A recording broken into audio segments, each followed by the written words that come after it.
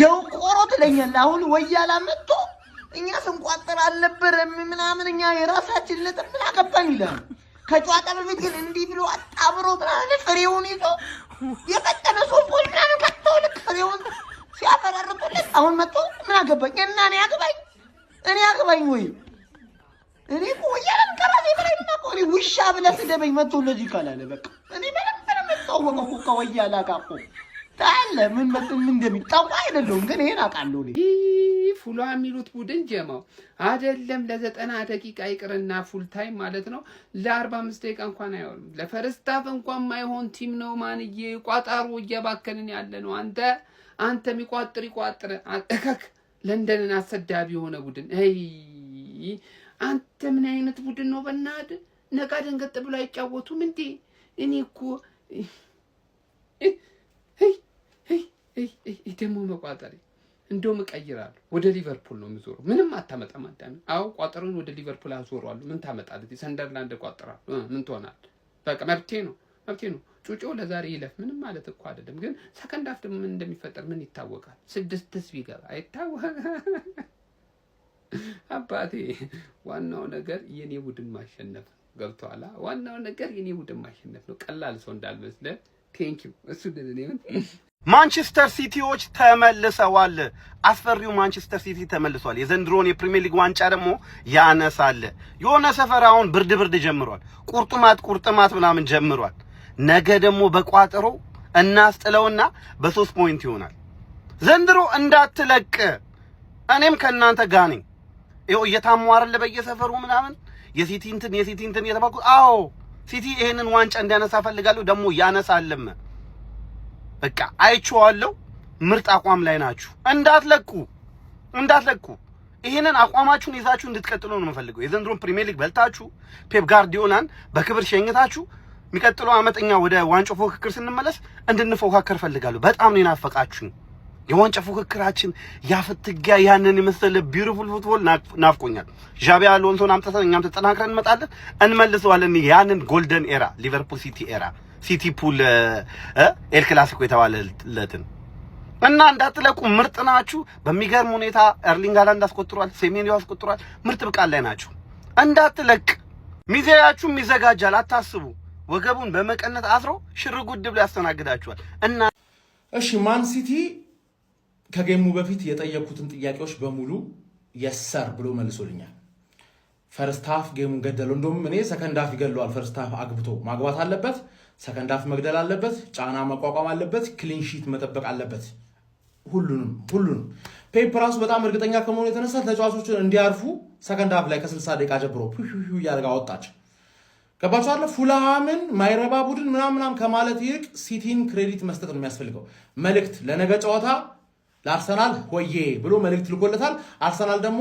እሰማሃለሁ ወይ ሚለውን መልእክት ነገ ያሳያናል ማለት ነው አርሰናልም ፈርስት ሃፍ አንድ አግብቶ ሰከንድ ሃፍ ጌሙን መግደል አለበት ክሊን ሺት ምናምን አይተበቀበትም አርሰናል የክሊን ሺት ማስተር ነው ሲቲ ግን ክሊን ሺት ማሳየቱ አሪፍ ምልክት ነው ብሬንትፎርድን ካሸነፍን ተመልሶ ወደ 6 ውልቭዝን ደግሞ ተስተካካይ ጨዋታ ሲቲ የሚያደርገውን ውልቭዝን ካሸነፍን 9 የማድረግ እድል አለን ነገ መልእክት መላክ አለብን ግዴታ ከ3 ነጥብ ውጪ ምንም አይነት ነገር ተቀባይነት የለው እጅ አልሰጥም እያለ ነው እያያችሁ ነው አይደል እጅ አልሰጥም እያለ ነው ግን በርናንዶ ሲልቫ የተናገረው ንግግር ከሰማችሁ 9 ነጥብ ከሆነ ምናምን ብሎ ነበር እና 9 ነጥብ ስናደርገው ተስፋ እንደሚቆጡ በቃ 2-3 ጨዋታ ነው የቀረን 2-3 ጨዋታ ስግጥ ብለን ተስፋ እናስቆርጣቸዋለን እነዚህ ሰዎች ማለት አሁን ግን ወዬ ያሉ ነው እኔ ደግሞ ነገ ወዬ ጫና ምናምን ነገ የምን አባ ጫና ማን ታየዋለ we are the gunners Hey,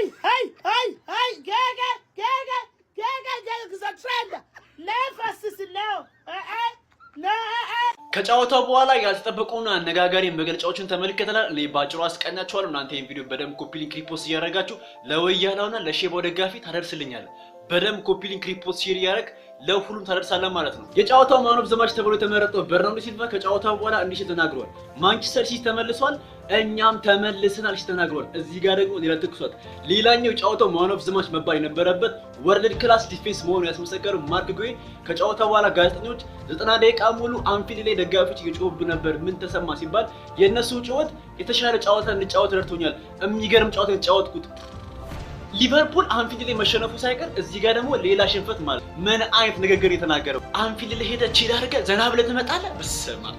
ሶስተኛው ማን ኦፍ ዘ ማች መባል የነበረበት የጎል ማሽናችን ኤርሊንግ ብራውት ከጨዋታው በኋላ በርናርዶ ሲልቫ ጎሉን ካስቆጠረ በኋላ ሴሌብሬት የሚያደርግ መስሎ ነበር፣ ግን ኳሱን አንስቶ የሄደበት መንገድ በጣም ተመችቶኛል።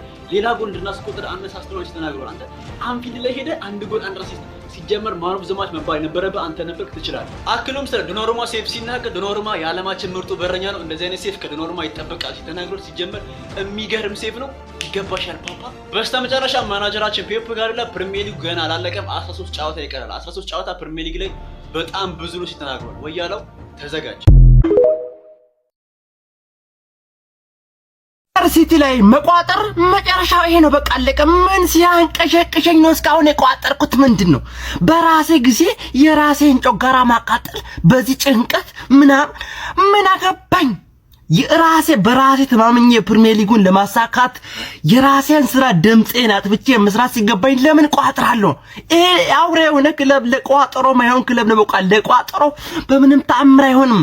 በቃ ነገ እኛ ብሬንትፎርድን ማሸነፍና ማሸነፍ ነው። በቃ ነጥቡ ጋፑ እንደ 6 ይቀጥላል። በቃ በ6 እንደሆነ ይቀጥላል። ነገ አሸንፈን እና በዚህ ስለ ማንቸስተር ሲቲ ነጥብ ይጥላል ብሎ ከመቋጠር በመርፌ ቀዳዳ ግመል ታልፋለች ብሎ መቋጠር በጣም እሱ የተሻለ ይሆናል። ብራዘር እዲ ምንድነው በዛው ከና ሃላንድ ጎል፣ ኒንኮ ጎል፣ አንቷን ሴሚዮ ጎል አሲስት ምናምን አላሽ ማን አልተሳካም።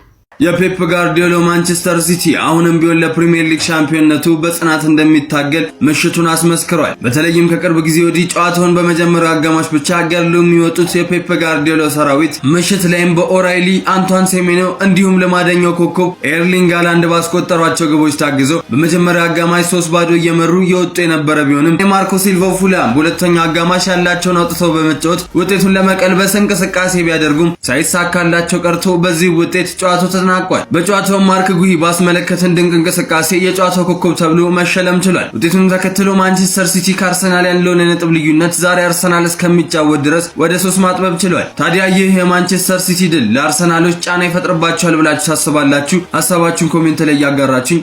ይመቻችሁ። የእንግሊዝ ፕሪሚየር ሊግ 26ኛው ሳምንት ላይ ድንገት የደመቀ ይመስላል። በሊጉ መሪዎች መካከል ያለው ነጥብ ልዩነት 3 ዝቅ ብሏል።